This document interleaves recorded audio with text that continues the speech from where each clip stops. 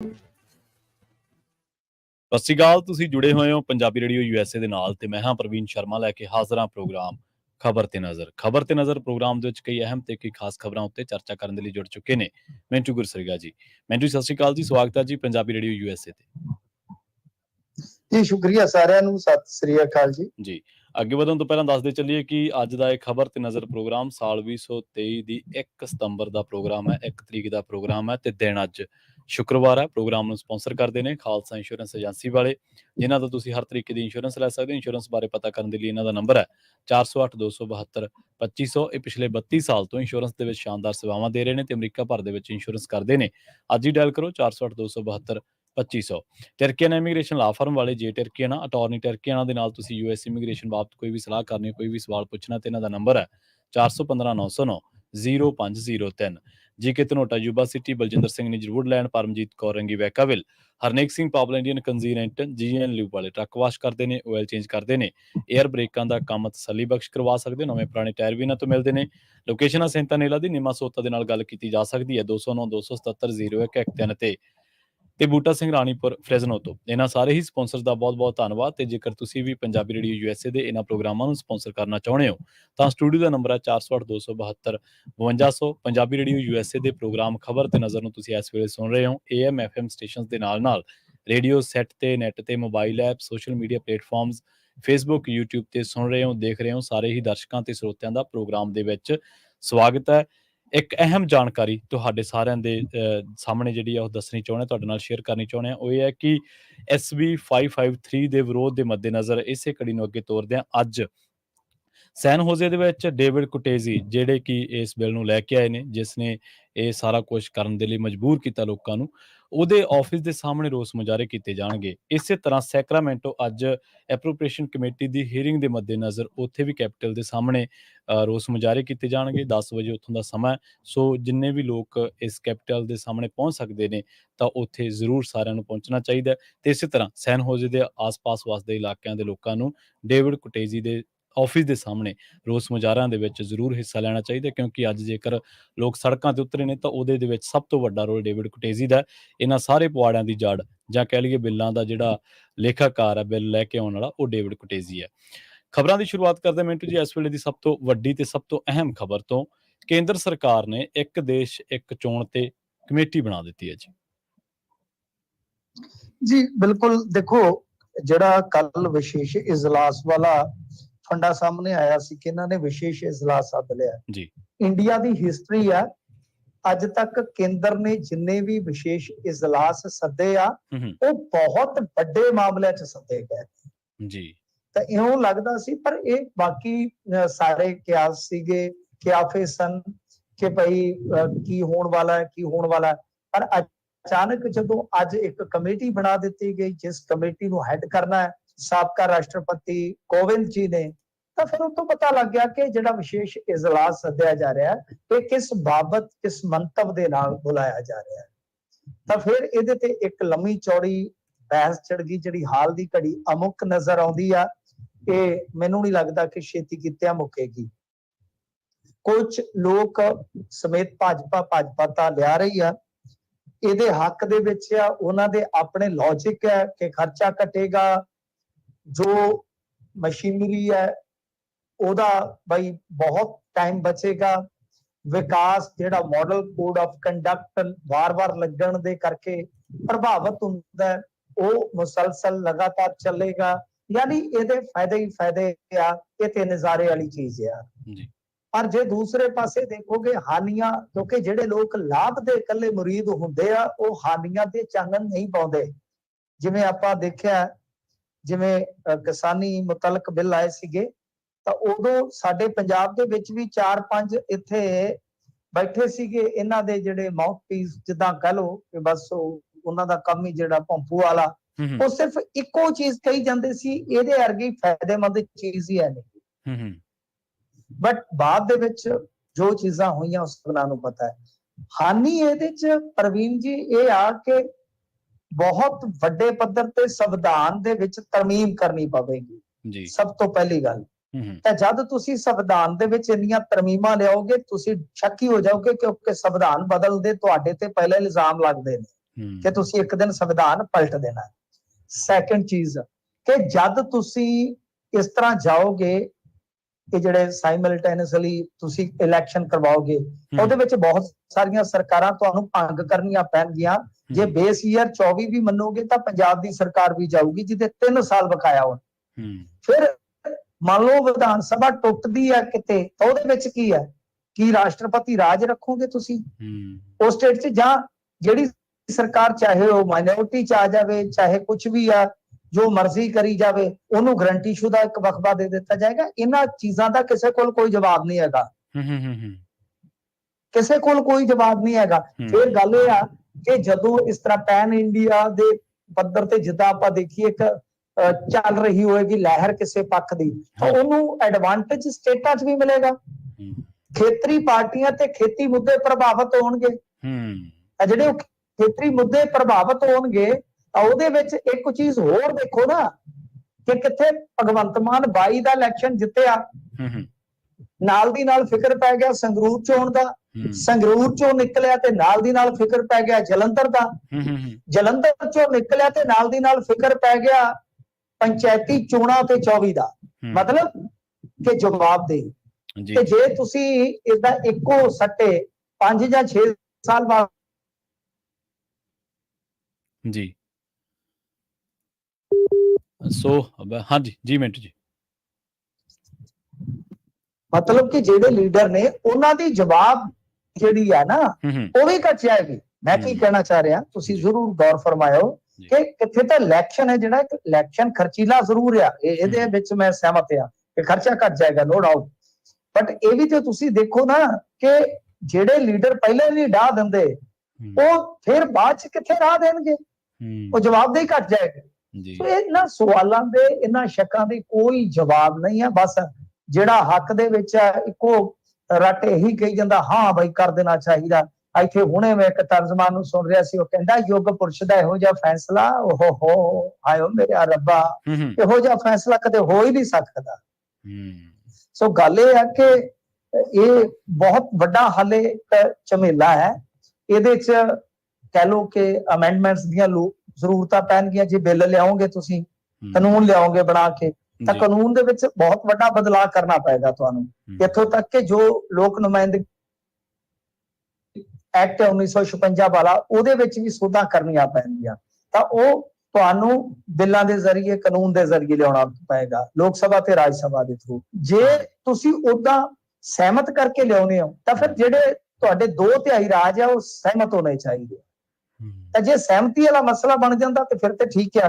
ਪਰ ਗੱਲ ਇਹ ਹੈ ਕਿ ਜੇ ਕੋਸ਼ਿਸ਼ ਨਾ ਵੀ ਹੋਈ, ਜੇ ਕੁਛ ਨਾ ਵੀ ਹੋਇਆ, ਤਾਂ ਕਹਿਣ ਦਾ ਮਤਲਬ ਇਹੋ ਆ ਕਿ ਇਹਨਾਂ ਨੇ ਇੱਕ ਦਾਅ ਤੇ ਚੱਲ ਦੇਣਾ ਕਿ ਵੇਖੋ ਅਸੀਂ ਇਸ ਦੇਸ਼ ਦਾ ਕਈ ਲੱਖ ਕਰੋੜ ਰੁਪਈਆ, ਕਈ ਹਜ਼ਾਰ ਕਰੋੜ ਰੁਪਈਆ ਬਚਾਉਣ ਨੂੰ ਫਿਰਦੇ ਸਾਂ, ਤੇ ਆ ਇਹਨਾਂ ਦਾ ਵੇਖ ਲਓ, ਆ ਲੱਛਣ ਵੇਖ ਲਓ ਇਹਨਾਂ ਦਾ।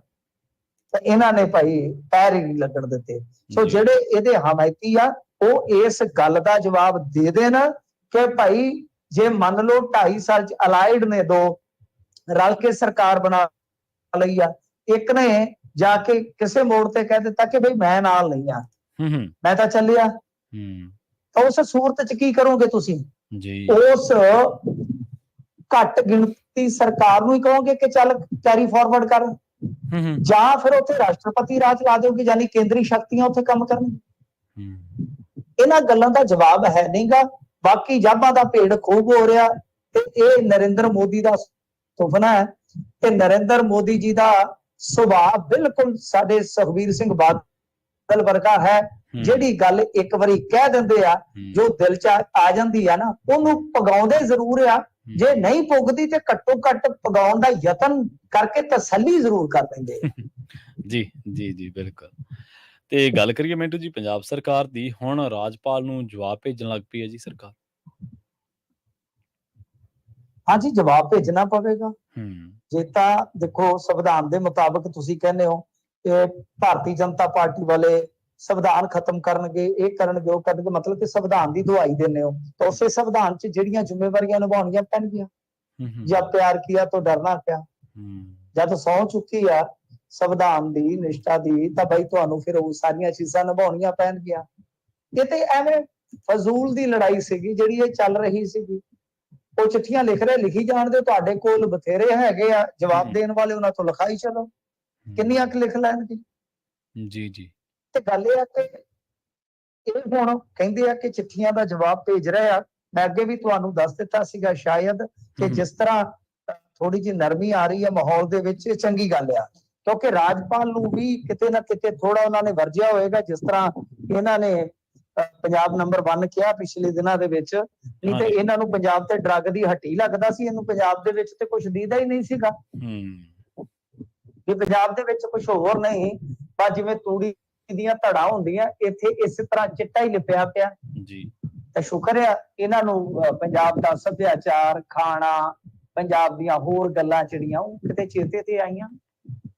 ਤਾਂ ਇਸ ਤਰ੍ਹਾਂ ਮਤਲਬ ਕਿ ਹੁਣ ਸਰਕਾਰ ਜਿਹੜੀ ਆ ਪੰਜਾਬ ਦੀ, ਜਿਹੜੀ ਕਿ ਸੰਵਿਧਾਨ ਦੇ ਮੁਤਾਬਕ ਜਵਾਬ ਦੇ, ਤੇ ਇਹਨਾਂ ਨੇ ਜਵਾਬ ਭੇਜਣਾ ਸ਼ੁਰੂ ਕਰ ਦਿੱਤਾ। ਚੰਗੀ ਗੱਲ ਆ ਪ੍ਰਵੀਨ ਜੀ, ਮੈਂ ਤਾਂ ਕਹੂੰਗਾ ਅੱਛੀ ਗੱਲ ਆ।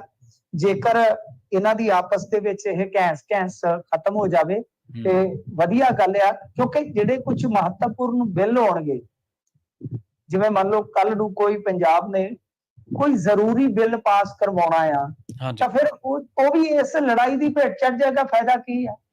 ਉਹਦਾ ਤੇ ਨੁਕਸਾਨ ਹੀ ਹੈ ਨਾ, ਲੋਕਾਂ ਨੂੰ ਵੀ ਨੁਕਸਾਨ ਆ ਜੀ। ਇਸ ਕਰਕੇ ਚੰਗੀ ਗੱਲ ਹੈ ਜੇ ਲੜਾਈ ਮਿਟ ਜਾਵੇ, ਕੋਈ ਮਾੜੀ ਗੱਲ ਨਹੀਂ ਹੈਗੀ।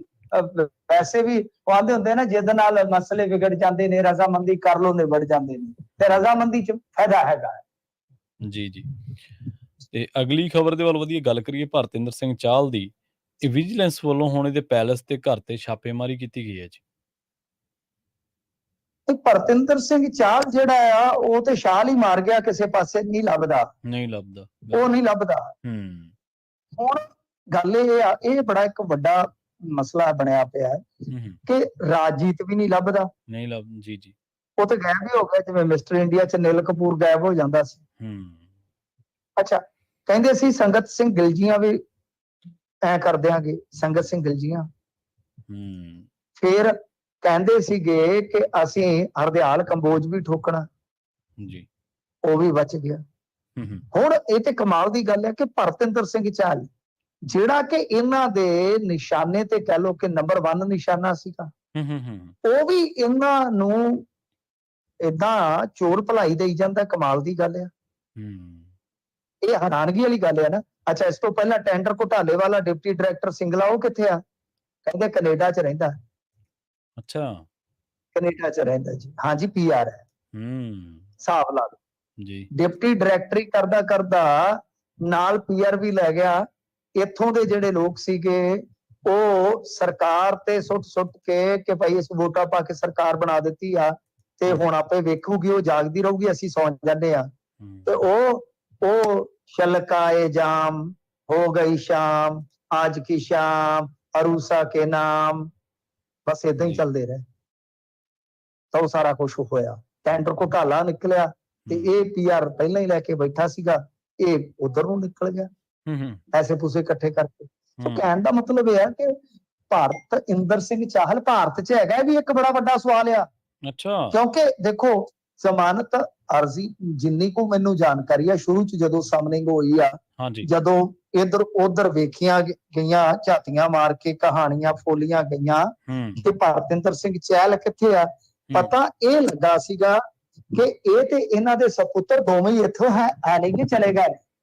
ਠੀਕ ਹੈ, ਹੁਣ ਕਿੱਥੇ ਗਏ ਭਾਈ ਆਪਾਂ ਨੂੰ ਨਹੀਂ ਪਤਾ। ਗੋਆ ਗਏ, ਗੁਹਾਟੀ ਗਏ, ਮਲੇਸ਼ੀਆ ਗਏ, ਮਲਾਇਆ ਗਏ, ਸਿੰਗਾਪੁਰ ਗਏ, ਕੈਨੇਡਾ ਗਏ, ਕਿੱਥੇ ਗਏ, UK ਗਏ।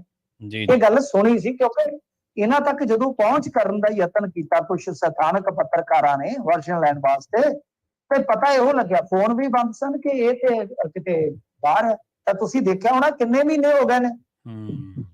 ਜਾਇਦਾਦ ਜੀ, ਆ ਜੀ ਫਲਾਣਾ ਦਾ ਸ਼ਾਹੀ ਪੈਲਸ ਹੈ ਜਿਹੜਾ ਸਰਹੰਦ ਰੋਡ ਤੇ, ਉਹਦੇ 'ਚ ਗਏ ਚਲੇ। ਅੱਜ ਜਿਹੜਾ ਕਮਰਸ਼ੀਅਲ ਕੰਪਲੈਕਸ ਬਣਾਇਆ ਪਟਿਆਲੇ 'ਚ, ਉਹਦੇ 'ਚ ਚਲੇ ਗਏ। ਇੱਕ ਜੀ ਪਰਾਂ ਪੈਟਰੋਲ ਪੰਪ ਆ, ਉਹਦੀਆਂ 4-5 ਕਿੱਲੇ ਜ਼ਮੀਨ ਦੀਆਂ ਕਹਾਣੀਆਂ, ਉਹਦੇ 'ਚ ਵੜ ਗਏ ਜੀ। ਆ ਜ਼ਮੀਨਾਂ ਹੀ ਸਾਨੂੰ ਤੇ ਪਟਵਾਰੀਆਂ ਨੂੰ ਗਣਾਈ ਜਾਂਦੇ, ਇੱਥੇ ਵੀ ਆ ਜੀ, ਇੱਥੇ ਵੀ ਆ ਜੀ। ਉਹ ਬੰਦਾ ਕਿੱਥੇ ਗਿਆ?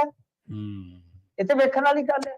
ਇਹ ਜੀ ਇਹਦੇ ਖਿਲਾਫ ਆਪਾਂ ਲੁੱਕਆਊਟ ਨੋਟਿਸ ਜਾਰੀ ਕਰ ਦਿੱਤਾ। ਇਹ ਜਦੋਂ ਨੂੰ ਲੁੱਕਆਊਟ ਨੋਟਿਸ ਜਾਰੀ ਕਰਦੇ ਆ, ਤੇ ਉਦੋਂ ਨੂੰ ਬੰਦਾ ਤੇ ਜਿਹੜਾ ਹੈ ਨਾ, ਉਹ ਬਾਹਰ ਜਾ ਕੇ ਆਪਣੀ ਲੋਕਾਂ ਆਫਟਰ ਕਰਾ ਰਿਹਾ ਹੁੰਦਾ ਹੈ। ਜੀ ਜੀ। ਇਹ ਵਾਰ-ਵਾਰ ਹੋ ਰਿਹਾ ਹੈ, ਹੂੰ, ਵਾਰ-ਵਾਰ ਹੋ ਰਿਹਾ ਹੈ। ਅਗਲੇ ਕੀ ਕਰਦੇ ਆ ਪ੍ਰਵੀਨ ਜੀ, ਲੀਗਲ ਟੀਮਾਂ ਤਗੜੀਆਂ ਨੇ, ਸਾਰਾ ਕੁਝ ਪੈਸਾ, ਗੱਲ ਤੇ ਪੈਸੇ ਦੀ ਹੈ ਨਾ। ਹੂੰ, ਹੂੰ, ਹੂੰ, ਹੂੰ, ਅਗਲਿਆਂ ਨੇ ਪਹਿਲਾਂ ਹੀ ਕੀ ਪਤਾ ਕਾਗਜ਼ ਸਾਈਨ ਕਰਕੇ ਦਿੱਤੇ ਹੁੰਦੇ ਆ ਹੂੰ, ਕਿ ਭਾਈ ਸਾਨੂੰ ਸਾਡੇ ਮੁਕੱਦਰਾਂ ਦਾ ਪਤਾ ਹੈ। ਜੀ। ਇਹ ਉਦੋਂ ਤੱਕ ਹੀ ਚੰਗੇ ਆ ਜਦੋਂ ਤੱਕ ਸਰਕਾਰ ਆਪਦੀ ਆ। ਹੂੰ, ਬਹਾਰ ਉਦੋਂ ਤੱਕ ਹੀ ਹੈ ਜਦੋਂ ਤੱਕ ਸਰਕਾਰ ਹੈ। ਮੁੜ ਕੇ ਪੱਤ ਝੜਾਏਗੀ ਤਾਂ ਤੁਸੀਂ ਸੰਭਾਲ ਲੈਣਾ। ਕਾਗਜ਼ ਅਗਲਾ ਸਾਈਨ ਕਰਕੇ ਇੱਥੇ ਰੱਖ ਗਿਆ, ਉਹ ਲਾਈ ਚੱਲੇ ਜ਼ਮਾਨਤਾਂ ਜੋ ਮਰਜ਼ੀ ਹੈ, ਆਪ ਤੇ ਜਿੱਥੇ ਮਰਜ਼ੀ ਤੁਰਿਆ ਫਿਰੇ। ਹੂੰ, ਠੀਕ ਹੈ ਨਾ ਜੀ। ਸੋ ਜ਼ਮਾਨਤ ਅਰਜੀ ਖਾਰਜ ਹੋ ਗਈ ਸੀ ਕਿ ਪਰ ਭਰਤਿੰਦਰ ਸਿੰਘ ਚਾਹਲ ਰਾਜਜੀਤ ਸਿੰਘ ਵਾਂਗੂ ਨਹੀਂ ਲੱਭਦਾ, ਤੇ ਮੈਨੂੰ ਲੱਗਦਾ ਲੱਭਣਾ ਵੀ ਨਹੀਂ ਛੇਤੀ ਇਹਨਾਂ। ਜੀ। ਤੇ ਅਗਲੀ ਖਬਰ ਦੇ ਵੱਲ ਵਧੀਆ ਮਿੰਟ ਜੀ ਗੱਲ ਕਰੀਏ ਚੋਰੀ ਹੋਏ ਸਰੂਪਾਂ ਦੀ। ਇਸ ਸੰਬੰਧੀ ਇਨਸਾਫ ਨਾ ਮਿਲਣ ਕਰਕੇ ਹੁਣ ਸੀਐਮ ਦੀ ਰਿਹਾਇਸ਼ ਵੱਲ ਰੋਸ ਮਾਰਚ ਕੀਤਾ ਜਾਣਾ ਜੀ 6 ਤਰੀਕ ਨੂੰ। ਜੀ। ਹਾਂਜੀ, ਇਹ ਦੇ ਦਿੱਤਾ ਅਲਟੀਮੇਟਮ ਜਿਹੜੇ ਹੈਗੇ ਨੇ ਨਾ ਅਮਰੀਕ ਸਿੰਘ ਜੀ ਅਜਨਾਲਾ, ਉਹਨਾਂ ਵੱਲੋਂ ਜੀ। ਉਹਨਾਂ ਨੇ ਕਹਿ ਦਿੱਤਾ ਕਿ ਭਾਈ ਇਹ ਰੋਸ ਮਾਰਚ ਜਿਹੜਾ ਹੈ ਨਾ ਉਹ ਕੀਤਾ ਜਾਵੇਗਾ। ਇਹਨਾਂ ਨੇ ਅੱਜ ਪ੍ਰੈਸ ਕਾਨਫਰੰਸ ਕੀਤੀ ਆ ਬਰਨਾਲੇ 'ਚ। ਇਹ ਕਹਿੰਦੇ ਆ ਕਿ ਪਿੰਡ ਕਲਿਆਣ, ਬੁਰਜ ਜਵਾਹਰ ਸਿੰਘ ਵਾਲਾ ਅਤੇ ਸ਼੍ਰੋਮਣੀ ਕਮੇਟੀ ਦੇ ਪ੍ਰਬੰਧਾਂ 'ਚ ਚੋਰੀ ਹੋਏ 328 ਸਰੂਪ ਸੰਬੰਧੀ ਭਗਵੰਤ ਮਾਨ ਸਰਕਾਰ ਵੱਲੋਂ ਸਿੱਟ ਦਾ ਗਠਨ ਕਰਨ ਦੇ ਬਾਵਜੂਦ 14 ਮਹੀਨਿਆਂ ਦੌਰਾਨ ਕੋਈ ਇਨਸਾਫ ਨਾ ਦੇਣ ਦੇ ਰੋਸ ਵਜੋਂ ਮਿਤੀ 6 ਸਤੰਬਰ ਨੂੰ ਧਨੌਲਾ ਤੋਂ ਮੁੱਖ ਮੰਤਰੀ ਭਗਵੰਤ ਮਾਨ ਦੀ ਸੰਗਰੂਰ ਰਿਹਾਇਸ਼ ਤੱਕ ਰੋਸ ਮਾਰਚ ਜ਼ਰੂਰ ਕੱਢਿਆ ਜਾਏਗਾ। ਜੀ ਜੀ। ਦੇਖੋ ਗੱਲ ਇਹ ਹੈ ਪ੍ਰਵੀਨ ਜੀ ਕਿ ਇਹ ਅਜਨਾਲਾ ਸਾਹਿਬ, ਮੈਨੂੰ ਲੱਗਦਾ ਕਿ ਉਹੀ ਅਮਰੀਕ ਸਿੰਘ ਅਜਨਾਲਾ ਹੈ। ਯਾਦ ਹੋਣਾ ਤੁਹਾਨੂੰ, ਇਹ ਮੁੱਖ ਮੰਤਰੀ ਤੋਂ ਇੱਕ ਕਿਤਾਬਚਾ ਜਿਹਾ ਲੈਣ ਡਏ ਸਨ ਚਲਾਨ ਦਾ, ਯਾਦ ਹੈ? ਹਾਂਜੀ ਹਾਂਜੀ। ਲੈ ਕੇ ਆਏ ਸਨ ਤੇ ਸੁਖਰਾਜ ਸਿੰਘ ਹੋਰਾਂ ਨੇ ਬੁਰਾ ਮਨਾਇਆ ਸੀ ਕਿ ਭਾਈ ਇਹ ਕਿੱਧਰ ਨੂੰ ਚੱਲ ਪਿਆ ਕੰਮ, ਕਿਉਂਕਿ ਉਹਦੇ ਵਿੱਚ ਇੱਕ ਐਮਐਲਏ ਤੇ ਉਹਦੇ ਪੀਏ ਦੀ ਕਾਫੀ ਭੂਮਿਕਾ ਸੀ ਲਾਗੇ ਪਾਸਿਓਂ ਜੀ। ਤੇ ਇਹ ਹੁਣ ਪਤਾ ਨਹੀਂ ਕਿਉਂ ਥੋੜਾ ਜਿਹਾ ਯਕੀਨ ਆਪਦਾ ਡੁਲਾ ਬੈਠੇ ਆ ਕਿ ਹੁਣ ਮੁੱਖ ਮੰਤਰੀ ਤੋਂ ਅੱਕ ਗਏ ਤੇ ਇਨਸਾਫ ਨਹੀਂ ਮਿਲ ਰਿਹਾ। ਸੋ ਗੱਲ ਇਹ ਆ ਕਿ ਏਦਾਂ ਵੰਡਵੀਂ ਲੜਾਈ ਜਿਹੜੀ ਆ ਨਾ ਉਹ ਨਹੀਂ ਲੜੀ ਜਾ ਸਕਦੀ ਤੇ ਨਾ ਹੀ ਜਿੱਤੀ ਜਾ ਸਕਦੀ ਆ। ਜਿਹੜੀਆਂ ਸਿੱਖ ਜਥੇਬੰਦੀਆਂ ਨੇ ਇਹਨਾਂ ਨੂੰ ਆਪਣੇ ਪੱਧਰ ਤੇ ਪਹਿਲਾਂ ਤਾਂ ਏਕਤਾ ਕਰਨੀ ਪਊਗੀ ਆਪਣੇ ਏਜੰਡਿਆਂ ਤੇ, ਆਪਣੇ ਮੁੱਦਿਆਂ ਤੇ, ਜਿਹੜੇ ਕਿ ਸਾਂਝੇ ਮੁੱਦੇ ਨੇ, ਜਿਹੜੇ ਕਿ ਕੌਮ ਦੇ ਮੁੱਦੇ ਨੇ, ਧਰਮ ਦੇ ਮੁੱਦੇ ਨੇ ਜੀ। ਇਹ ਲੜਾਈ ਏਦਾਂ ਹੀ ਹੈ, ਬਸ ਜਦੋਂ ਕਿਸੇ ਨੂੰ ਜ਼ਰੂਰਤ ਜੀ ਲੱਗਦੀ ਆ ਉਹ ਧੜਾ ਆਪਣੀ ਲੜਾਈ ਵਿੱਢ ਲੈਂਦਾ, ਉਹ ਲੜਾਈ ਅੱਧ ਵਾਟੇ ਰਹਿ ਜਾਂਦੀ ਆ, ਦੂਜੀ ਲੜਾਈ ਕੋਈ ਦੂਜਾ ਵਿੱਢ ਲੈਂਦਾ। ਸੁਖਜੀਤ ਸਿੰਘ ਖੋਸੇ ਨੇ ਇਹਨਾਂ ਦਾ ਮੋਰਚਾ ਲਾਇਆ ਸੀਗਾ ਜਦੋਂ 328 ਸਰੂਪਾਂ ਦਾ, ਤੇ ਉਹਨਾਂ ਨੂੰ ਮਾਰ-ਮਾਰ ਡਾਂਗਾ ਜਿਹੜਾ ਉਹਨਾਂ ਦਾ ਹਾਲ ਕੀਤਾ ਗਿਆ ਸੀ, ਉਦੋਂ ਉਹਨਾਂ ਦੇ ਮਗਰ ਕੌਣ ਬੋਲਿਆ ਸੀ? ਲੜਾਈ ਤਾਂ ਉਹ ਵੀ ਇਹੋ ਲੜ ਰਹੇ ਸੀ। ਤਾਂ ਗੱਲ ਇਹ ਹੈ ਕਿ ਏਦਾਂ ਨਹੀਂ, ਮਤਲਬ ਲੜਾਈ ਤਾਂ ਸੁਖਰਾਜ ਸਿੰਘ ਵੀ ਫਿਰ ਆਪਦੀ ਇਸ ਤਰ੍ਹਾਂ ਲੜ ਰਿਹਾ, ਤਾਂ ਉੱਥੇ ਤੁਸੀਂ ਕਿਉਂ ਨਹੀਂ ਜਾਂਦੇ? ਗੱਲ ਇਹ ਹੈ ਕਿ ਜਿਹੜੀ ਇਹ ਵੰਡਵੀਂ ਤਾਕਤ ਆ ਉਹ ਏਦਾਂ ਫਿਰ ਅਜਾਈ ਗਵਾਈ ਚਲੋ ਆਪਦਾ ਸਮਾਂ। ਖੈਰ ਇਹਨਾਂ ਨੇ ਅਲਟੀਮੇਟਮ ਜ਼ਰੂਰ ਦੇ ਦਿੱਤਾ ਹੈ, ਤਾਂ ਹੁਣ ਪਤਾ ਲੱਗੇਗਾ 6 ਸਤੰਬਰ ਨੂੰ ਧਨੌਲੇ ਤੋਂ ਮੁੱਖ ਮੰਤਰੀ ਮਾਨ ਦੀ ਸੰਗਰੂਰ ਰਿਹਾਇਸ਼ ਤੱਕ ਇਹਨਾਂ ਨੇ ਰੋਸ ਮਾਰਚ ਕਰਨਾ ਵਾ। ਲੱਗ ਜੂ ਪਤਾ ਭਾਈ ਕਿੰਨਾ ਕੁ ਇਕੱਠ ਹੁੰਦਾ ਤੇ ਕਿੰਨੀ ਕੁ ਉੱਥੇ ਜਾ ਕੇ ਸੰਗਤ ਨਿਆਂ ਮੰਗਦੀ ਆ, ਤੇ ਫਿਰ ਕਿੰਨਾ ਕੁ ਅੱਗੋਂ ਭਰੋਸਾ ਮਿਲਦਾ ਹੈ ਜਾਂ ਨਿਆਂ ਮਿਲਦਾ। ਜੀ ਜੀ ਜੀ ਜੀ। ਤੇ ਗੱਲ ਕਰੀਏ ਅਕਾਲੀ ਦਲ ਦੀ ਸਿਆਸਤ ਦੀ ਮਿੰਟੂ ਜੀ, ਮਜੀਠੀਆ ਤੇ ਗਿੱਲ ਦੀ ਜੋੜੀ ਕਹਿੰਦੇ ਇਕੱਠੀ ਹੋ ਗਈ, ਗਿਲੇ ਸ਼ਿਕਵੇ ਹੋ ਗਏ ਦੂਰ।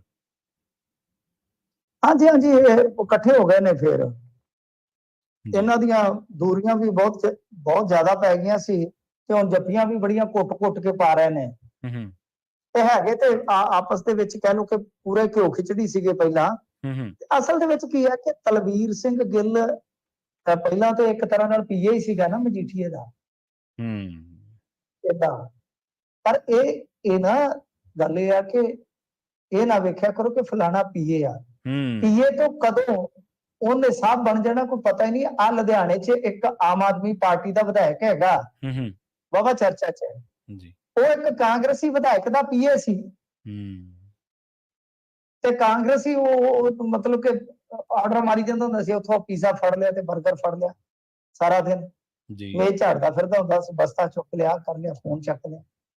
ਤੇ ਉਹਨੇ ਟਿਕਟ ਮੰਗੀ, ਉਹਨੇ ਆਖਿਆ ਮੈਨੂੰ ਵਾਹਵਾ ਚਿਰ ਹੋ ਗਿਆ, ਮੈਨੂੰ ਦੇ ਦਿਓ ਟਿਕਟ। ਲੈ ਕੇ ਜਾ ਪਰਾਂ, ਤੂੰ ਪੀਏ ਉਹਨੇ ਆਖਿਆ ਠੀਕ ਹੈ ਚਲੋ ਕੋਈ ਗੱਲ ਨਹੀਂ। ਤੇ ਟਿਕਟਾਂ ਉਹਨੇ ਮਿਲੀ ਆਖਿਆ ਜਾਂਦੀਆਂ। ਚਲੋ ਇਨਕਲਾਬ ਆ ਰਿਹਾ, ਮੈਂ ਉਧਰ ਚੱਲਿਆ। ਹਾਂ ਇਨਕਲਾਬ ਵਾਲੇ ਆਖਿਆ, ਮੈਂ ਕਿਹਾ ਸਾਨੂੰ ਤੇ ਲੋੜ ਹੈ ਜੀ। ਤੇਰੇ ਵਰਗੇ ਇਨਕਲਾਬੀ ਬੰਦੇ ਹੂੰ ਜਿਹੜੇ ਬਈ ਇਸ ਤਰ੍ਹਾਂ ਬਦਲਾਅ ਦੇ ਇੱਛੁਕ ਆ, ਉਹਦੇ ਅਸੀਂ ਲੱਭਦੇ ਫਿਰਦੇ ਆ। ਜੀ ਜੀ। ਉਹਨਾਂ ਨੇ ਚੁੱਕਿਆ ਤੇ ਉਹ ਵਿਧਾਇਕ ਬਣ ਗਿਆ। ਇਸ ਤਰ੍ਹਾਂ ਤਲਵੀਰ ਸਿੰਘ ਗਿੱਲ ਵੀ ਇਹ ਆ ਕਿ ਪਹਿਲਾਂ ਤੇ ਇਸ ਤਰ੍ਹਾਂ ਹੀ ਵਿਚਰਦਾ ਸੀਗਾ ਮਜੀਠੀਏ ਦੇ ਸਹਾਇਕ ਵਜੋਂ, ਫਿਰ ਚੰਗਾ ਆਧਾਰ ਬਣ ਗਿਆ, ਵਿਚਰਦਿਆਂ ਤੇ ਧੜੱਲੇਦਾਰੀ ਕਾਇਮ ਹੋਈ। ਇਲੈਕਸ਼ਨ ਵੀ ਐਤਕੀ ਲੜਿਆ। ਕਮਾਲ ਦੀ ਗੱਲ ਇਹ ਆ ਕਿ ਬੜੀ ਉਲਟ ਲਹਿਰ ਦੇ ਵਿੱਚ ਵੀ ਦੂਜੇ ਨੰਬਰ ਤੇ ਰਿਹਾ ਸੀਗਾ। ਪਰ ਇਹਦਾ ਜਿਹੜਾ ਰੇੜਕਾ ਪਿਆ ਸੀਗਾ ਪ੍ਰਵੀਨ ਜੀ, ਰੇੜਕਾ ਪਿਆ ਸੀ ਜਿਹੜਾ ਬੱਲੇ ਹਸਪਤਾਲ ਹੈ ਨਾ ਕਮੇਟੀ ਦਾ, ਹਾਂਜੀ ਉਹਦੇ ਵਿੱਚ ਜਿਹੜਾ ਉਹ ਵੱਡਾ ਡਾਕਟਰ ਹੈ ਨਾ ਉਹਦੇ ਨਾਲ। ਕਿਉਂਕਿ ਕੋਵਿਡ ਦੇ ਦੌਰਾਨ ਇਹਨਾਂ ਨੂੰ ਤੁਹਾਨੂੰ ਪਤਾ ਹੀ ਉੱਥੇ ਅੰਮ੍ਰਿਤਸਰ ਚ ਕਿਸ ਤਰ੍ਹਾਂ ਦਾ ਮਾਹੌਲ ਸੀ। ਇਹਨਾਂ ਨੂੰ ਜਦੋਂ ਕਿਤੇ ਲੋੜ ਪਈ, ਕੋਈ 20-25 ਹਜ਼ਾਰ ਦਾ ਰੌਲਾ ਪੈ ਗਿਆ, ਕਿਸੇ ਦੀ ਸ਼ਾਇਦ ਡੈੱਡ ਬੋਡੀ ਦਾ ਮਸਲਾ ਸੀ, ਤਾਂ ਉਸ ਵੇਲੇ ਤਲਵੀਰ ਸਿੰਘ ਗਿੱਲ ਨੂੰ ਕਾਫੀ ਜ਼ਿਆਦਾ ਨਮੋਸ਼ੀ ਦਾ ਸਾਹਮਣਾ ਕਰਨਾ ਪਿਆ ਲੋਕਾਂ ਦੇ ਵਿੱਚ ਜੀ। ਹਾਲਾਂਕਿ ਚਲੋ ਪੈਸੇ ਪੂਸੇ ਵੀ ਆਪਦੇ ਕੋਲ ਦੇ ਦਿੱਤੇ ਹੋਣੇ, ਇੰਨੇ ਕੋ ਪੈਸੇ ਕਿੱਡੀ ਕੋ ਗੱਲ ਹੁੰਦੀ ਆ। ਪਰ ਉਸ ਤੋਂ ਬਾਅਦ ਇਹ ਮਾਮਲਾ ਵਿਗੜ ਗਿਆ ਦੋਨਾਂ ਦੇ ਦਰਮਿਆਨ। ਤੇ ਇਸ ਤੋਂ ਬਾਅਦ ਫਿਰ ਤਲਵੀਰ ਗਿੱਲ ਤੇ ਇਹ ਵੀ ਕਹਿੰਦਾ ਆ ਕਿ ਮੈਂ ਬਾਦਲ ਸਾਹਿਬ ਤੱਕ ਪਹੁੰਚ ਕੀਤੀ ਪਰ ਮੇਰੀ ਕਿਸੇ ਨੇ ਸੁਣਵਾਈ ਨਹੀਂ ਕੀਤੀ, ਕਿ ਜੇ ਸ਼੍ਰੋਮਣੀ ਕਮੇਟੀ 'ਚ ਸਾਡੀ ਸੁਣਵਾਈ ਹੈ ਨਹੀਂ ਗੀ ਫਿਰ ਅਸੀਂ ਕਰੀਏ ਕੀ, ਅਸੀਂ ਜਾਣਾ ਕਿੱਧਰ ਆ। ਉਹ ਕਹਿੰਦੇ ਫਿਰ ਅਸੀਂ ਆਪਦਾ ਵਿਲਾ ਕਰਦੇ ਹਾਂ। ਭਾਰਤੀ ਜਨਤਾ ਪਾਰਟੀ 'ਚ ਚੱਲਿਆ ਸੀ, ਬਸ ਐ ਵੀ ਕਮਲ ਨੂੰ ਹੱਥ ਪਾ ਹੀ ਲਿਆ ਸੀ, ਇਹਨਾਂ ਨੇ ਪਿੱਛੋਂ ਗੁੱਟ ਫੜਿਆ ਬੜੀ ਮਜ਼ਬੂਤੀ ਨਾਲ, ਪਿੱਛਾ ਹੀ ਖਿੱਚ ਲਿਆ। ਇਹਨਾਂ ਆਖਿਆ ਕਿੱਧਰ ਚੱਲਿਆ, ਜਰਾ ਪਿੱਛੇ ਬੋਲੋ, ਨਹੀਂ ਤਾਂ ਕਮਲ ਨੂੰ ਹੱਥ ਪਾ ਗਿਆ ਸੀ। ਤਾਂ ਜਦੋਂ ਤੁਹਾਨੂੰ ਪਤਾ ਕਮਲ ਨੂੰ ਹੱਥ ਪਾ ਲੈਂਦਾ ਬੰਦਾ, ਕਮਲ ਨਹੀਂ ਛੱਡਦਾ ਫਿਰ ਛੇਤੀ ਕਿਤੇ, ਨਹੀਂ ਮੁੜਦਾ। ਫਿਰ ਤਾਂ ਅਗਲਾ ਕਹਿੰਦਾ ਹੁਣ ਨਹੀਂ ਮੁੜਦੇ ਯਾਰ। ਇਸ ਕਰਕੇ ਭਾਈ ਇਹਨਾਂ ਨੇ ਸੰਭਾਲ ਲਿਆ ਦਿਲੇ ਸਿਰ, ਤਾਂ ਇੱਕ ਨਹੀਂ ਤਾਂ ਵਿਕਟ ਇਹਨਾਂ ਦੀ ਹੋਰ ਡਿੱਗ ਜਾਣੀ ਸੀਗੀ। ਤਾਂ ਹੁਣ ਵਿਕਟ ਤਾਂ ਨਹੀਂ ਡਿੱਗੀ, ਚਲੋ ਘੱਟੋ ਘੱਟ ਇੱਕ ਹਸਤੀ ਇਹਨਾਂ ਦੇ ਨਾਲ ਟਿਕੀ ਜ਼ਰੂਰ ਹੈ ਇੱਕ ਵਾਰੀ। ਬਾਕੀ ਪਤਾ ਨਹੀਂ ਕਦੋਂ ਡਿੱਗ ਪੈਣੀ ਹੈ ਵਿਕਟ, ਜਾਂ ਕਦੋਂ ਕੋਈ ਹੋਰ ਬੱਲੇਬਾਜ਼ ਆ ਜਾਣਾ। ਇਹ ਸਿਆਸਤ ਆ, ਚੱਲਦੀ ਵੀਰ ਚ ਕੋਈ ਪਤਾ ਨਹੀਂ ਲੱਗਦਾ। ਜੀ ਜੀ। ਤੇ ਜਾਂਦਿਆਂ ਦੀ ਗੱਲ ਕਰੀਏ ਮਿੰਟੂ ਜੀ, ਨਸ਼ਾ ਤਸਕਰੀ ਦੀ, ਪੰਜਾਬ ਦਾ ਕਹਿੰਦੇ ਸਾਰਾ ਟੱਬਰ ਹੀ ਤਸਕਰੀ ਦੇ ਮਾਮਲੇ ਦੇ ਵਿੱਚ ਬਾਹਰੀ ਰਾਜ ਦੇ ਵਿੱਚ ਗ੍ਰਿਫਤਾਰ ਹੋ ਗਿਆ ਜੀ। ਨਹੀਂ ਹੁਣ ਇਹ ਕੰਮ ਨਵਾਂ ਚੱਲਿਆ ਜੀ, ਟੱਬਰਾਂ ਦੇ ਟੱਬਰ ਹੀ ਕਰਦੇ ਆ ਕੰਮ ਜੀ, ਸਹੀ ਹੈ, ਫੈਕਟ ਹੈ ਜੀ। ਇਹ ਫੈਕਟ ਹੈ, ਕਰਦੇ ਆ ਇਹਦੇ ਤੇ ਵੀ ਕਿਸ ਦਿਨ ਰਿਸਰਚ ਕਿ ਕਿੰਨੇ ਕੁ ਟੱਬਰ ਜਿਹੜੇ ਹੁਣ ਤੱਕ ਆ ਗਏ ਨੇ ਰਿਕਾਰਡ ਤੇ। ਗੱਲ ਇਹ ਹੈ ਕਿ ਭਾਈ ਇਹ ਤਾਂ ਹੁਣ ਅਸੀਂ ਦੇਖਦੇ ਵੀ ਇੱਥੇ ਲਾਗੇ ਬੰਨੇ ਦੇਖੀ ਤਾਂ ਪਰਿਵਾਰਾਂ ਦੇ ਪਰਿਵਾਰ ਹੀ ਇਹਦੇ ਵਿੱਚ ਸ਼ਾਮਲ ਹੋ ਜਾਂਦੇ ਆ, ਲੜਕੀਆਂ, ਨੋਹਾਂ ਤੇ ਮਾਵਾਂ, ਦਾਦੀਆਂ, ਸਾਰਾ ਕੁਝ ਹੀ ਹੈ ਭਾਈ, ਬਹੁਤ ਜ਼ਿਆਦਾ ਕਚੋਲਾ। ਇਹ ਅੰਮ੍ਰਿਤਸਰ ਦਾ ਪਰਿਵਾਰ ਸੀ, ਐਮਪੀ ਦੇ ਵਿੱਚ ਗ੍ਰਿਫਤਾਰ ਹੋਇਆ ਜੀ। ਤੇ ਦੱਸਦੇ ਕਿ ਇਹਨਾਂ ਦੇ ਕੋਲ ਬਰਾਊਨ ਸ਼ੂਗਰ ਬਰਾਮਦ ਹੋਈ ਆ। ਠੀਕ ਹੈ, ਬਰਾਊਨ ਸ਼ੂਗਰ। ਇਹ ਉੱਥੇ ਗਏ ਸਨ, ਪਤਾ ਨਹੀਂ ਹੁਣ ਇਹਨਾਂ ਨੇ ਕਿੱਦਾਂ ਲਿਆ। ਇਹ ਕਹਿੰਦੇ ਨੇ ਚਲੋ ਨਾਲੇ ਫੈਮਿਲੀ ਟ੍ਰਿਪ ਹੋ ਜਾਏਗਾ, ਹਨਾ, ਘੁੰਮ ਆਵਾਂਗੇ ਜੀ, ਘੁੰਮੀ ਹੋ ਜਾਏਗੀ, ਤੇ ਨਾਲੇ ਚਲੋ ਕੋਈ ਕਾਰੋਬਾਰ ਕਰ ਲਾਂਗੇ। ਕਾਰੋਬਾਰ ਬੰਦਾ ਪਰ ਧੰਦਾ। ਅੱਛਾ, ਉੱਥੇ ਇਹਨਾਂ ਨੇ ਸੌਦਾ ਕੀਤਾ ਸੀ ਹਥਿਆਰਾਂ ਦਾ, ਪਿਸਟਲ, ਰਿਵਾਲਵਰ ਤੇ ਕੁਝ ਕੱਟੇ ਲਿਆਉਣੇ ਸੀ ਜੀ। ਉਹ ਕਿਸੇ ਢਾਬੇ ਤੇ ਡੀਲਿੰਗ ਇਹਨਾਂ ਦੀ ਡੀਲ ਹੋਣੀ ਸੀਗੀ। ਜਦੋਂ ਇਹ ਡੀਲਿੰਗ ਕਰ ਰਹੇ ਸੀਗੇ, ਉਹ ਮੁਖਬਰ ਦੇ ਕਿਸੇ ਦੇ ਨਜ਼ਰੇ ਚੜ ਗਿਆ। ਉਹਨੇ ਆਖਿਆ ਵੀ ਕੋਈ ਗੱਲ ਨਹੀਂ, ਉਹਨੇ ਸੀਟ ਲਵਾਤੀ ਇਹਨਾਂ ਦੀ। ਸੋ ਸਾਰੇ ਹੀ ਫੜੇ ਗਏ ਜਿੰਨੇ ਜੀ ਸੀ। ਆ ਵੇਖ ਲਓ ਹੁਣ ਟੱਬਰ ਦਾ ਟੱਬਰ, ਨਾਲ ਜਨਾਨੀਆਂ ਵੀ ਅੰਦਰ, ਬੰਦੇ ਵੀ ਅੰਦਰ, ਤੇ 4-5 ਜਣੇ ਜਿਹੜੇ ਸੀਗੇ, ਜਿਹਦੇ ਵਿੱਚ ਇੱਕ ਦੀ ਉਮਰ 51 ਸਾਲ ਆ, ਬਾਕੀਆਂ ਦੀ ਹੇਠਾਂ। ਤੇ ਜਾਨੀ ਉਹ ਬੰਦੇ ਦੀ ਘਰ ਦੀ, ਪੁੱਤਰ, ਤੇ ਨਾਲ ਇੱਕ ਅੱਧੀ ਹੋਰ, ਜਾਨੀ 4-5 ਹੀ ਜਿਹੜੇ ਆ ਉਹ ਚਲੇ ਗਏ। ਜੀ ਮਿੰਟੂ ਜੀ, ਇਹਨਾਂ ਖਾਸ ਖਬਰਾਂ ਤੇ ਖਾਸ ਜਾਣਕਾਰੀਆਂ ਦੇ ਲਈ ਤੁਹਾਡਾ ਬਹੁਤ-ਬਹੁਤ ਧੰਨਵਾਦ ਜੀ। ਜੀ ਸ਼ੁਕਰੀਆ ਜੀ। ਪ੍ਰੋਗਰਾਮ ਖਬਰ ਤੇ ਨਜ਼ਰ ਦੇ ਪਹਿਲੇ ਹਿੱਸੇ ਦੇ ਵਿੱਚ ਆਪਣੇ ਨਾਲ ਜੁੜੇ ਸਨ ਮਿੰਟੂ ਗੁਰਸਰੀਆ ਜੀ। ਖਬਰਾਂ ਹਾਲੇ ਹੋਰ ਵੀ ਨੇ ਜਿਨ੍ਹਾਂ ਤੇ ਚਰਚਾ ਕਰਾਂਗੇ। ਜੁੜੇ ਰਹੋ ਪੰਜਾਬੀ ਰੇਡੀਓ USA ਦੇ ਨਾਲ। ਜਲਦ ਵਾਪਸੀ ਇੱਕ ਸ਼ਾਰਟ ਬ੍ਰੇਕ ਤੋਂ ਬਾਅਦ।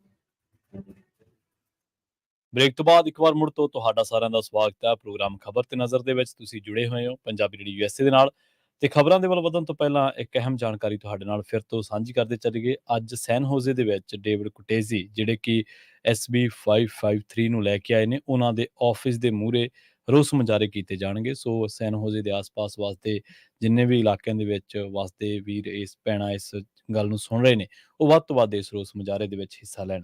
ਇਸੇ ਤਰ੍ਹਾਂ ਜਿਹੜੇ ਸੈਕਰਾਮੈਂਟੋ ਦੇ ਆਸ-ਪਾਸ ਇਲਾਕਿਆਂ ਦੇ ਵਿੱਚ ਵਸਦੇ ਨੇ ਵੀਰ, ਉਹ ਕੈਪੀਟਲ ਦੇ ਸਾਹਮਣੇ ਜ਼ਰੂਰ ਪਹੁੰਚਣ, ਕਿਉਂਕਿ ਅੱਜ ਅਸੈਂਬਲੀ ਐਪਰੋਪ੍ਰੀਏਸ਼ਨ ਕਮੇਟੀ ਦੀ ਹੀਅਰਿੰਗ ਹੈ ਤੇ ਉਹਦੇ ਮੱਦੇਨਜ਼ਰ ਉੱਥੇ ਵੀ ਜਿਹੜੇ ਕੈਪੀਟਲ ਦੇ ਮੂਹਰੇ ਰੋਸ ਮੁਜ਼ਾਹਰੇ ਉਹ ਕੀਤੇ ਜਾ ਰਹੇ ਨੇ। ਸਮਾਂ 10 ਵਜੇ ਦਾ ਹੈ। ਸੋ ਸਾਰਿਆਂ ਨੂੰ ਹੀ ਤੁਹਾਨੂੰ ਇਹਨਾਂ ਦੋਵਾਂ ਥਾਵਾਂ ਤੇ ਜਿੱਥੇ ਵੀ ਜਿਹੜੀ ਥਾਂ ਵੀ ਤੁਹਾਡੇ ਨੇੜੇ ਹੈ ਉੱਥੇ ਪਹੁੰਚਣ ਦੇ ਲਈ ਜਿਹੜੀ ਬੇਨਤੀ ਅਪੀਲ ਆ ਉਹ ਕੀਤੀ ਜਾਂਦੀ ਹੈ।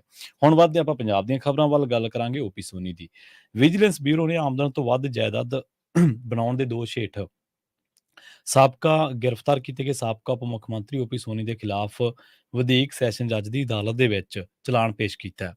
ਇਸ ਦੀ ਪੁਸ਼ਟੀ ਵਿਜੀਲੈਂਸ ਦੇ ਇੱਕ ਸੀਨੀਅਰ ਅਧਿਕਾਰੀ ਨੇ ਕੀਤੀ ਹੈ। ਉਸ ਨੇ ਦੱਸਿਆ ਕਿ ਵਿਜੀਲੈਂਸ ਬਿਊਰੋ ਨੂੰ ਕੇਸ ਦਰਜ ਹੋਣ ਤੋਂ 60 ਦਿਨਾਂ ਦੀ ਮਿਆਦ ਖਤਮ ਹੋਣ ਤੋਂ ਪਹਿਲਾਂ ਚਲਾਨ ਪੇਸ਼ ਕਰਨਾ ਪੈਂਦਾ ਹੈ। ਇਸ ਮਾਮਲੇ ਦੀ ਅਗਲੇਰੀ ਜਾਂਚ ਜਾਰੀ ਹੈ। ਦੱਸਦੇ ਚੱਲੀਏ ਕਿ ਓਪੀ ਸੋਨੀ ਨੂੰ ਇਸ ਸਾਲ 9 ਜੁਲਾਈ ਨੂੰ ਭ੍ਰਿਸ਼ਟਾਚਾਰ ਰੋਕੂ ਐਕਟ ਹੇਠ ਨਾਮਜ਼ਦ ਕੀਤਾ ਗਿਆ ਸੀ ਤੇ ਉਹਨਾਂ ਦੇ ਵਿਰੁੱਧ ਪਿਛਲੇ ਸਾਲ ਅਕਤੂਬਰ ਦੇ ਵਿੱਚ ਆਮਦਨ ਤੋਂ ਵੱਧ ਜਾਇਦਾਦ ਦੇ ਮਾਮਲੇ ਦੇ ਵਿੱਚ ਸ਼ਿਕਾਇਤ ਦਰਜ ਕੀਤੀ ਗਈ ਸੀ।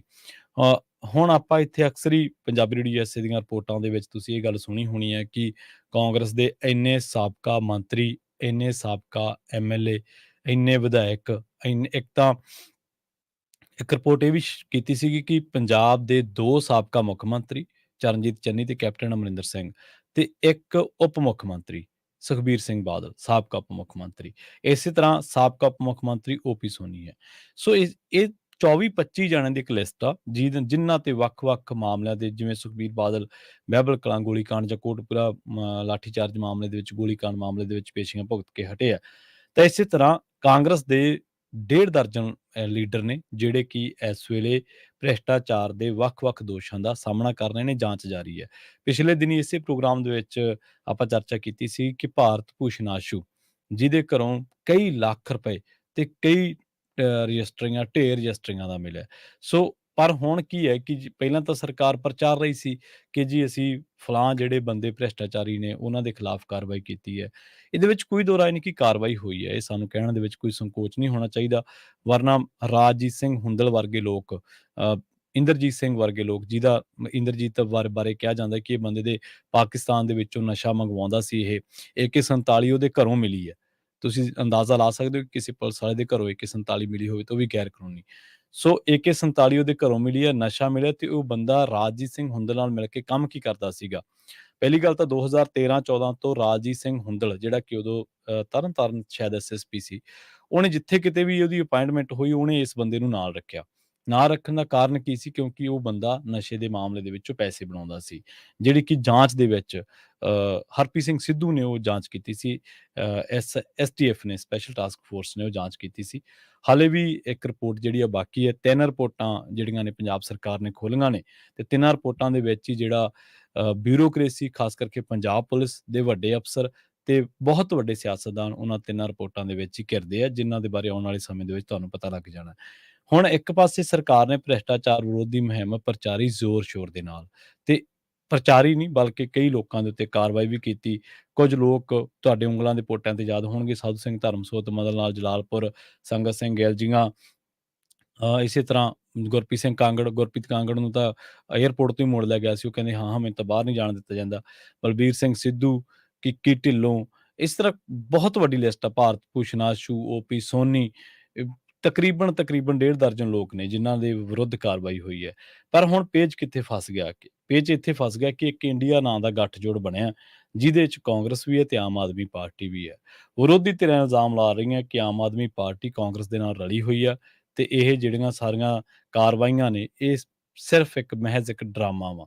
ਦੂਜੇ ਪਾਸੇ ਕਾਂਗਰਸ ਪਾਰਟੀ ਵੀ ਘਿਰਦੀ ਹੈ। ਕਾਂਗਰਸ ਪਾਰਟੀ ਨੂੰ ਆਪਣਾ ਬਚਾਅ ਕਰਨਾ ਬਹੁਤ ਔਖਾ ਹੋਇਆ ਪਿਆ, ਕਿਉਂਕਿ ਗੱਠਜੋੜ ਦੇ ਮੁਤਾਬਕ ਇਹਨਾਂ ਦੋਨਾਂ ਪਾਰਟੀਆਂ ਨੇ ਚੋਣ ਮਿਲ ਕੇ ਲੜਨੀ ਹੈ ਤੇ ਜੇਕਰ ਚੋਣ ਮਿਲ ਕੇ ਲੜਨੀ ਹੈ ਤੇ ਇੱਥੇ ਸਭ ਤੋਂ ਵੱਧ ਵਿਕਟਿਮਾਈਜ਼ ਜੇ ਕੋਈ ਆਪਣੇ ਆਪ ਨੂੰ ਕਹਿ ਰਿਹਾ ਤੇ ਉਹ ਹੈ ਆਮ ਆਦਮੀ ਪਾਰਟੀ ਦੀ ਵਿਕਟਮ ਕਾਂਗਰਸ ਪਾਰਟੀ, ਤੇ ਇਹ ਕਹਿੰਦੇ ਕਿ ਅਸੀਂ ਚੋਣ ਨਹੀਂ ਲੜਨੀ। ਪਰ ਸਾਡਾ ਮਸਲਾ ਇੱਥੇ ਚੋਣ ਲੜਨ ਲੜਾਉਣ ਦਾ ਜਾਂ ਇਹਨਾਂ ਦਾ ਫੈਸਲਾ ਕਰਾਉਣ ਦਾ ਨਹੀਂ ਹੈ। ਸਾਡਾ ਮਸਲਾ ਪੰਜਾਬ ਦੇ ਪਰਸਪੈਕਟਿਵ ਤੋਂ ਹੋਣਾ ਚਾਹੀਦਾ ਹੈ। ਸਾਡਾ ਮਸਲਾ ਇਹ ਹੋਣਾ ਚਾਹੀਦਾ ਕਿ ਸਾਨੂੰ ਪਤਾ ਲੱਗੇ ਕਿ ਪੰਜਾਬ ਦੀ ਲੁੱਟ ਦਾ ਜ਼ਿੰਮੇਵਾਰ ਕੌਣ ਹੈ, ਪੰਜਾਬ ਦੀ ਲੁੱਟ ਦੇ ਵਿੱਚ ਹਿੱਸਾ ਕਿਹੜਾ ਹੈ, ਕਿਹਦਾ ਹੈ, ਕਿਹੜੇ-ਕਿਹੜੇ ਅਫਸਰ ਨੇ, ਕਿਹੜੇ-ਕਿਹੜੇ ਬਿਊਰੋਕਰੇਟਸ ਨੇ, ਕਿਹੜੇ-ਕਿਹੜੇ ਲੀਡਰ ਨੇ ਜਿਨ੍ਹਾਂ ਨੇ ਪੰਜਾਬ ਦੀ ਲੁੱਟ ਕੀਤੀ ਹੈ। ਸੋ ਬਹੁਤ ਇਹਨਾਂ ਦੇ ਐਮਐਲਏ ਪਾੜਾ ਤੋਂ ਲੈ ਕੇ ਮਦਨ ਲਾਲ ਜਲਾਲਪੁਰ ਜਾਂ ਹੋਰ ਬਥੇਰੇ ਲੋਕਾਂ ਦੀਆਂ ਜਿਹੜੀਆਂ ਕੋਠੀਆਂ ਨੇ, ਜਾਇਦਾਦਾਂ ਨੇ, ਉਹਨਾਂ ਦੀ ਪਮੈਸ਼ ਹੋ ਚੁੱਕੀ ਹੈ ਤੇ ਇਸੇ ਤਰ੍ਹਾਂ ਓਪੀ ਸੋਨੀ ਦੀ ਵੀ ਪਮੈਸ਼ ਹੋ ਚੁੱਕੀ ਹੈ। ਸੋ ਕੁੱਲ ਮਿਲਾ ਕੇ ਵਿਜੀਲੈਂਸ ਤਾਂ ਹੈਗੀ ਹੈ ਐਕਟਿਵ ਤੇ ਕਾਫੀ ਕੇਸ ਵੀ ਉਹਨੇ ਕੱਢੇ ਨੇ, ਹਾਲੇ ਵੀ ਕਾਰਵਾਈਆਂ ਜਾਰੀ ਨੇ। ਪਰ ਜਦੋਂ ਆਪਾਂ ਇਹ ਗੱਲ ਕਰਦੇ ਹਾਂ ਕਿ ਵਿਰੋਧੀ ਧਿਰਾਂ ਦੇ ਉੱਤੇ ਕਾਰਵਾਈਆਂ ਹੋਣੀਆਂ ਚਾਹੀਦੀਆਂ ਤੇ ਉਦੋਂ ਫਿਰ ਸਰਕਾਰ ਨੂੰ ਵੀ ਚਾਹੀਦਾ ਹੈ ਕਿ ਜਿਹੜੇ ਦੋਸ਼ ਉਹਨਾਂ ਦੇ ਬੰਦਿਆਂ ਤੇ ਲੱਗ ਰਹੇ ਨੇ, ਜੇ ਉਹ ਆਪਣੇ ਆਪ ਨੂੰ ਸੱਚੇ ਮੰਨਦੇ ਨੇ, ਜੇ ਤਾਂ ਉਹ ਰਵਾਇਤੀ ਧਿਰਾਂ ਵਾਂਗੂ ਵੇਖਦੇ ਨੇ ਇਹਨਾਂ ਸਾਰੀਆਂ ਚੀਜ਼ਾਂ ਨੂੰ, ਫਿਰ ਤਾਂ ਕੋਈ ਮਸਲਾ ਹੀ ਨਹੀਂ ਹੈ। ਪਰ ਉਹ ਕਹਿੰਦੇ ਨੇ ਕਿ ਅਸੀਂ ਸਿਆਸਤ ਬਦਲਣਾ ਆਏ ਹਾਂ, ਉਹ ਕਹਿੰਦੇ ਨੇ ਕਿ ਉਹ ਦਾਅਵਾ ਕਰਦੇ ਨੇ ਕਿ ਅਸੀਂ ਰਾਜਨੀਤੀ ਕਰਨੀ, ਰਾਜਨੀਤੀ ਬਦਲਣ ਆਏ ਹਾਂ। ਤਾਂ ਜੇਕਰ ਉਹ ਬਦਲਣ ਆਏ ਨੇ ਤਾਂ ਫਿਰ ਉਹਨਾਂ ਨੂੰ ਜਿਹੜਾ ਹੁਸ਼ਿਆਰਪੁਰ ਦੇ ਵਿੱਚ 95 ਕਿੱਲੇ ਜ਼ਮੀਨ ਦਾ ਰੌਲਾ ਹੈ, ਜਿਹਦੇ ਬਾਰੇ ਕਿਹਾ ਜਾਂਦਾ ਹੈ ਕਿ ਇਹਨਾਂ ਦੇ ਮੰਤਰੀ ਲਾਲ ਚੰਦ ਕਟਾਰੂ ਚੱਕ ਤੇ ਕੁਲਦੀਪ ਧਾਲੀਵਾਲ ਹਾਲਾਂਕਿ ਪੰਚਾਇਤ ਮੰਤਰੀ ਸੀਗੇ, ਤੇ ਇਹਨਾਂ ਨੇ ਇੱਕ ਡੀਡੀਪੀਓ ਨੂੰ ਏਡੀਸੀ ਦਾ ਵਾਧੂ ਚਾਰਜ ਦੇ ਕੇ ਤੇ ਪ੍ਰਾਈਵੇਟ ਬੰਦਿਆਂ ਦੇ ਨਾਂ ਉਹ ਰਜਿਸਟਰੀ ਕਰਵਾਈ ਹੈ। 92 ਏਕੜ ਜ਼ਮੀਨ ਰਾਵੀ ਦਰਿਆ ਦੇ ਨਾਲ ਲੱਗਦੀ ਹੈ, ਬੇਸ਼ਕੀਮਤੀ ਜ਼ਮੀਨ ਹੈ, ਸੋਨੇ ਦਾ ਭੰਡਾਰ ਹੈ, ਸੋਨੇ ਦਾ ਆਂਡਾ ਦੇਣ ਵਾਲੀ ਮੁਰਗੀ ਆ ਉਹ, ਕਿਉਂਕਿ ਉੱਥੇ ਅਥਾਹ ਰੇਤਾ ਪਈ ਆ, ਅਥਾਹ ਉੱਥੇ ਮਤਲਬ ਖਣਿਜ ਪਦਾਰਥ ਪਿਆ, ਅਰਬਾਂ ਰੁਪਏ ਦਾ ਉੱਥੇ ਕਹਿੰਦੇ ਆ ਕਿ ਅਸੈਸਮੈਂਟ ਦੇ ਮੁਤਾਬਕ ਅਰਬਾਂ ਰੁਪਏ ਦਾ ਉੱਥੇ ਰੇਤ ਪਿਆ। ਸੋ ਉਹ ਇਸੇ ਕਰਕੇ ਇਹ ਘਿਰਦੇ ਨੇ ਹੁਣ, ਪਰ ਉਸ ਮਾਮਲੇ ਦੇ ਵਿੱਚ ਆਪਾਂ ਦੇਖਿਆ ਕਿ ਸਰਕਾਰ ਦਾ ਕੁਝ ਜਿਹੜਾ ਵਤੀਰਾ ਉਹ ਕੁਛ ਹੋਰ ਹਿਸਾਬ ਦਾ ਔਰ ਰਵਾਇਤੀ ਧਿਰਾਂ ਵਰਗਾ ਹੀ ਹੈ, ਕੋਈ ਬਾਹਲਾ ਵੱਖਰਾ ਨਹੀਂ ਹੈ। ਪਰ ਸਾਡੇ ਲਈ ਮਸਲਾ ਇਹ ਨਹੀਂ ਹੋਣਾ ਚਾਹੀਦਾ ਕਿ ਕੋਈ ਆਮ ਆਦਮੀ ਪਾਰਟੀ ਦਾ, ਕੋਈ ਕਾਂਗਰਸੀ ਹੈ, ਕੋਈ ਅਕਾਲੀ ਹੈ। ਸਾਡੇ ਲਈ ਜੇਕਰ ਅਸੀਂ ਸੱਚੇ ਪੰਜਾਬੀ ਹਾਂ, ਜੇਕਰ ਅਸੀਂ ਪੰਜਾਬ ਨੂੰ ਪਿਆਰ ਕਰਨ ਵਾਲੇ ਹਾਂ, ਤੇ ਭਾਵੇਂ ਕੋਈ ਮੋਦੀ ਦਾ ਨੇੜਲਾ, ਭਾਵੇਂ ਕੋਈ ਕੈਪਟਨ ਦਾ ਨੇੜਲਾ, ਭਾਵੇਂ ਕੋਈ ਭਗਵੰਤ ਮਾਨ ਦਾ ਨੇੜਲਾ, ਜਿਹੜਾ ਵੀ ਕੋਈ ਲੁੱਟ ਦਾ ਭਾਗੀਦਾਰ ਹੈ, ਲੁੱਟ ਦਾ ਹਿੱਸੇਦਾਰ ਹੈ, ਉਹਦੇ ਵਿਰੁੱਧ ਕਾਰਵਾਈ ਜਿਹੜੀ ਆ ਉਹ ਜ਼ਰੂਰ ਹੋਣੀ ਚਾਹੀਦੀ ਹੈ। ਅਗਲੀ ਖਬਰ ਦੇ ਵੱਲ ਵੱਧਦੇ ਹਾਂ। ਰਾਏਕੋਟ ਤੋਂ ਆ ਰਹੀ ਹੈ ਖਬਰ, ਬੜੀ ਮੰਦਭਾਗੀ ਹੈ। ਸੀਲੋਆਣੀ ਪਿੰਡ ਹੈ, 27 ਸਾਲਾ ਨੌਜਵਾਨ ਜਸਵਿੰਦਰ ਸਿੰਘ ਦੱਸਿਆ ਗਿਆ ਇਹਦਾ ਨਾਂ, ਤੇ ਕੈਨੇਡਾ ਦੇ ਵਿੱਚ ਦਿਲ ਦਾ ਦੌਰਾ ਪੈਣ ਕਰਕੇ ਮੌਤ ਹੋ ਗਈ ਹੈ। ਪਿੰਡ ਦੇ ਸਰਪੰਚ ਰਛਪਾਲ ਸਿੰਘ ਦਾ ਭਤੀਜਾ ਦੱਸਿਆ ਗਿਆ। ਪਤਾ ਲੱਗਿਆ ਕਿ ਜਸਵਿੰਦਰ ਸਿੰਘ ਪੁੱਤਰ ਮਾਘ ਸਿੰਘ ਜਨਵਰੀ 2019 ਦੇ ਵਿੱਚ ਵਰਕ ਪਰਮਿਟ ਤੇ ਕੈਨੇਡਾ ਆਇਆ ਸੀ, ਬਰੈਂਪਟਨ ਰਹਿੰਦਾ ਸੀ। ਲੰਘੀ ਰਾਤ 27 ਅਗਸਤ ਦੀ ਰਾਤ ਨੂੰ ਉਹ ਜਦੋਂ ਪਿਛਲੇ ਦਿਨੀ ਤੇ ਐਬਸਫੋਰਡ ਦੇ ਗੁਰਦੁਆਰਾ ਬਾਬਾ ਬੰਦਾ ਸਿੰਘ ਬਹਾਦਰ ਦੇ ਵਿੱਚ ਸੇਵਾ ਵੀ ਕਰਦਾ ਸੀ, ਤੇ ਉਸ ਤੋਂ ਬਾਅਦ ਆਪਣੇ ਕਮਰੇ ਦੇ ਵਿੱਚ ਆ ਕੇ ਸੌਂ ਗਿਆ ਸੀ। ਠੀਕ ਠਾਕ ਸੀ, ਪਰ ਸਵੇਰੇ ਉੱਠਿਆ ਨਹੀਂ। ਸਵੇਰੇ 6 ਵਜੇ ਪਤਾ ਲੱਗਿਆ ਕਿ ਉਸ ਦੀ ਮੌਤ ਹੋ ਗਈ ਹੈ। ਇਹ 4 ਭੈਣਾਂ ਦਾ ਇਕਲੌਤਾ ਭਰਾ ਸੀ।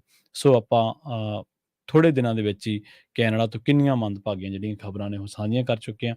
ਬੜੇ ਚਾਵਾਂ ਸੱਧਰਾਂ ਦੇ ਨਾਲ ਮਾਪੇ ਕਰਜ਼ਾ ਚੁੱਕ ਕੇ, ਜ਼ਮੀਨਾਂ ਵੇਚ ਕੇ, ਆਪਣੇ ਘਰ ਘਾਟ ਗਹਿਣੇ ਰੱਖ ਕੇ ਬੱਚੇ ਭੇਜਦੇ ਨੇ, ਪਰ ਕਈ ਵਾਰੀ ਇਹੋ ਜਿਹੀਆਂ ਜਿਹੜੀਆਂ ਅਣਹੋਣੀਆਂ ਵਾਪਰਦੀਆਂ ਨੇ ਉਹ ਉਹਨਾਂ ਦੀਆਂ ਸੱਧਰਾਂ ਸੁਪਨਿਆਂ ਨੂੰ ਤੋੜ ਦਿੰਦੀਆਂ ਨੇ ਤੇ ਘਰ ਦਾ ਜੀਅ ਵੀ ਲੈ ਜਾਂਦੀਆਂ ਨੇ।